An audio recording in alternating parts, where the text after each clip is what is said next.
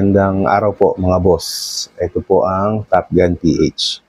So, recently po kasi may nangyaring shootout, ano bang tatawag natin? Shootout, road rage.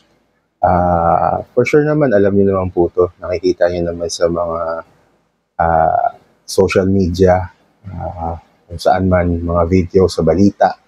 Nangyari to nung Sunday ata to, mga alas 4, ganun, sa Antipolo City, Barangay San Jose, between sa Marilaki to. Ito yung Masinag, diretso, papunta ng, kumbaga yung papunta ng Tanay, diretso ko na ng Tanay, hindi ka dadaan ng Teresa or Antipolo.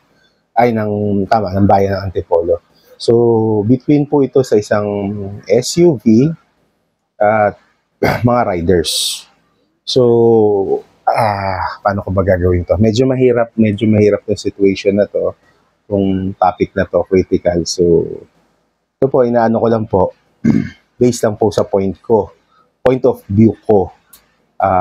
Hindi po ako abogado, hindi po ako law enforcer or ano, based on my own opinion, sa nakikita ko lang po. So, yun po. Yun po yung road rage. So, anong nangyari? Sa akin, sa road users point of view, dito muna natin simulan. Pasensya na, meron na akong notes, kaya babasa ako ng konti. So, yung number one po siguro dito, based nakita ko rin doon sa ibang videos, simulan muna natin doon sa may motor. Nakikita nyo naman siguro yung mga videos, hindi ko na ilalagay dyan, or yung mga pictures. Hindi na rin ako magbabanggit ng mga kung ano-ano pang pangalan, mga pangalan nila, dahil baka maano pa tayo, matamay pa tayo dyan. So, sa road users point of view, siguro para sa akin lang po, para maiwasan natin yung ganito, yung riders po siguro ay dapat, pagkakaalam ko po, ay nando dito po lang dapat sila sa may outermost portion ng, kung two-way po yung road, lalo na to, provincial road siguro to, usually dapat nandun lang sila sa outermost. Hindi sila nagpupunta dito sa inner lane o doon sa may pinaka-guhit na which is pwedeng double yellow, double white, or yung brake, yung naka-brake na mga pintura, road brakes, ika nga. Meron pong ipaps lane or sa pinaka-right sila, meron pong batas dito na dapat sinusunod ng mga, hindi lang po ito pang motor, bicycle, tricycle, tsaka mga motor. Siguro, sama na rin natin dito yung mga e-bikes, pero hindi pa nila nadadagdag kasi ginawa po ito o in-implement to na itong RA na to, Republic Act 1136, at in-implement yung January 17, 2020. Yun nga po, papakita ko po yung picture dito nung yung ano na yon, yung RA na yon. So siguro po, sana sumunod yung mga hindi lang nagmumotor, nagbabike, and mga nagta-tricycle. Kasi talagang yung road na pinaka-inner, yun po yung para sa mga 4 wheels, sa mga trucks or 10-wheeler or whatever. At para po, kaya nga po tayo may batas, para hindi po mag-create ng chaos. Kasi kung hindi po natin susundin yung mga existing na batas, baka mangyayari lagi itong mga ganitong pagkakataon. Kasi alam niyo naman po, unang-una, mainit ang panahon, baka po may pinagdadaanan yung may SUV, at sa part din naman pero hindi po yung excuse na mamaril ka. Baka naman po yung sa kabilang side naman, since hapon na rin po, alas 4, tingin ko pauwi na rin po itong mga to, after dun sa ride nila na yun. So, iba na rin po yung pakiramdam nila. So, para sa akin na point of view ko po, yun po, dapat, ako rin po kasi, itong road po na to, dumadaan po ako dito lagi, minsan twice or once a week. Kasi meron po akong lugar dati dyan sa may Antipolo na pinupuntahan ko po. So, yan po talaga yung na-obserbahan ko dyan na talagang pasingit-singit din yung mga motor. Ano po to, highway po to. Tapos ito pong highway na to, medyo hindi po talaga siya para sa, hindi sanay doon sa road na yun. Kasi may mga lanes na napuputol, meron siyang 2 lanes, tapos naging single lane. Kaya sa mga nagmumotor, talagang madalas yung aksidente dito. So dapat talaga mag-ingat po talaga tayo dito. Pagka hindi lang nagmumotor, lahat po nung dumadaan dito. Kasi napapansin ko rin po dito, Marcos Highway pa lang, o kahit hindi naman po sa Marcos Highway, kahit sa EDSA, basta may mga grupo ng mga riders, naka-ano po sila, naka-uniform, para pagka may ride sila, tapos merong point, merong leader, tapos minsan yung leader may blinker, may sirena, tapos sumisingit-singit, ayaw nilang, pagka may convoy sila, gusto nila sila mauna, pagbigyan mo sila, minsan kakatukin ka pa or something like that. Yun lang po naman yung na-observe ko as a road user. Hindi lang po to dito sa Antipolo, pero madalas po dito sa Antipolo kasi ito po yung daan na kung gusto mo makapunta kasi ng ano na hindi ka express road allowed yung motor mo. Ito yung talaga yung access road mo papunta ng Laguna, papunta ng Batangas, papunta ng kung saan pa. So may mga tanong lang po ako doon sa mga ano bang mga batas yung mga nalabag dito nung ano natin nung mga parehas na party. Tung ano na to, kung ano po ba yung batas na nalalabag dito, yun nga po, yung RA 1136. Tapos, kung hindi po kasi ito mai-implement, tingin ko po, magiging paulit-ulit yung mga ganitong mga problema. Hindi lang sa Marilaki, sa lahat po ng roads, ng mga daan natin. Kasi, sino ba dapat yung nag-i-implement itong RA 1136? Diba? So, dapat siguro, bigyan pansin na rin to ng authorities kung sino talaga yung mag-i-implement nito. Siguro magkaroon dapat ng mga random, especially pagka linggo, holidays, ganun po. Para mas maayos po yung maging takbo ng ating mga paglalakbay. Yun nga po, yun nabanggit ko na po. Doon sa SUV side, baka may pinagdadaanan to o baka may argument sila tapos nadagdagan pa nung pagsingit. May nakita ko doon daw nagalit yun doon sa parang pagkat palabas siya ng lane, magkaiba sila ng lane, magkaiba, galing sa right side yung SUV, yung motor naman nandito sa outermost lane, inner lane na hindi naman niya dapat lane. So yun, nagkaroon po sila, montik sila magkabanggaan, tas yun, kaya sila nagkabulan. Siguro, kung nagkaroon sila na lang ng pag-uusap na maganda, hindi siguro umabot sa ganitong sitwasyon. Kaso nga po, wala nga po tayong magawa dahil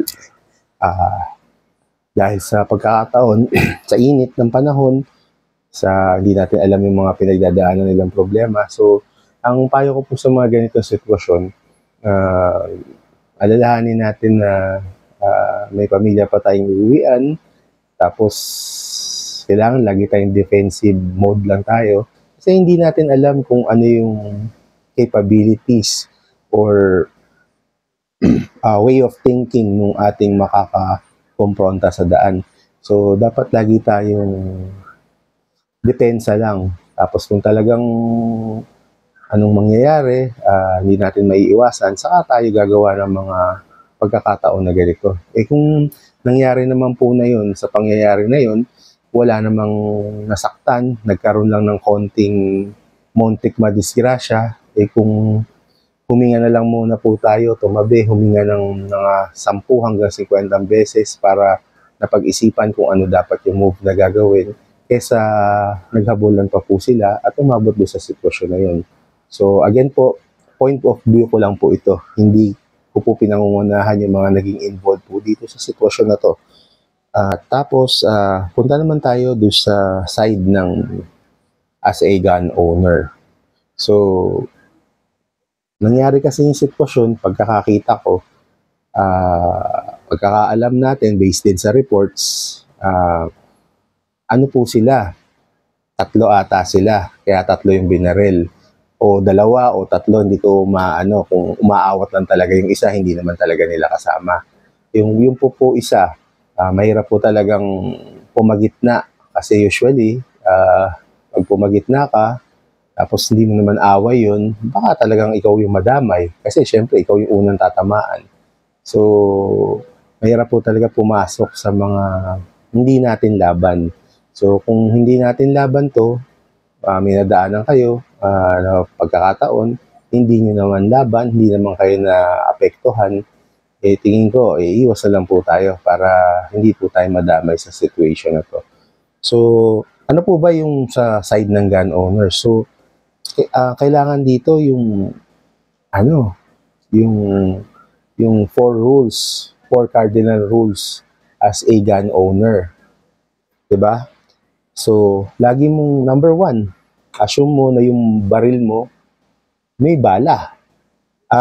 May bala. So, ibig sabihin na pagka yung tinutok mo, puputok yun kasi may bala yun. So, hindi pwedeng itutok lang ng kahit saan. Number 2, itutok mo lang to doon sa target na gusto mong ma-eliminate. Which is nangyari, na-eliminate niya yung sumalangit na po yung tao, namatay na po siya nung Monday, yung natamaan po sa ulo, yung tatay po, yung 52 years old. Yun. So, yun po. Siya yung natamaan, tapos may natamaan din po itong gunman na kapamilya niya. Hindi ko lang po ma-identify talaga kung partner ba, anak ba, or whatever. So, mahirap talaga po na papairali natin yung galit natin. Number 3. So, dapat talaga yung target mo, alam mo talaga, certain ka. Alam mo na yun talaga yung target mo. Katulad nun, nag-shooting spree siya. 8 putok yung pinagpuputok niya. Yun po, may mga nadamay.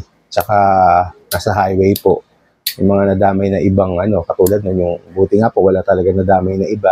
Ang nadamay lang yung kapamilya niya, yun yung nagtamaan ng ligaw na bala. Pero maraming umaawat doon na kapamilya niya, buti isa lang yung tinamaan. Tapos yung isang umaawat, tapos yung 2 mag-ama na motorcycle rider. Tapos pag bumaril ko din po number 4, pag bumaril kayo, siyempre, katulad nga po yung nangyari na to, binaril niya. Meron palang sa likod. Siyempre, pag bagsak nun, akala niya hindi pa babagsak. So, dapat po alam din natin kung sino yung nasa likuran nun. Kasi baka may ibang tamaan. Katulad po nun, tinamaan yung kapamilya po niya. So, nakita niyo po sa mga videos, binuhat po niya at tinala. So, ewan ko kung paano. Basta, kasi hinabol na po siya ng mga pulis. Hindi ko po alam kung baka iba na po nagdala sa ospital. Excuse. Ano ba yung mga possible na mga naging violations nitong gun owner? So, number 1, dapat siguro may LTAP siya. Yung license to own and possess firearm permit. Tapos, syempre, dapat updated yung gun registration niya. At dapat, kung nandun sa labas yung baril niya, although concealed naman po dahil nasa bag, may PTC siya. Kaso, magiging scratch po lahat tong permits na to or tong 3 to dahil nasa election gun ban po tayo. Kung wala po siyang gun ban exemption at this time, talaga makakasuhan po siya. Bukod pa po dun sa kaso na homicide, nung una, 3 homicide. Ngayon po, nagkapalit na, naging murder na po yung isa, frustrated homicide at frustrated murder.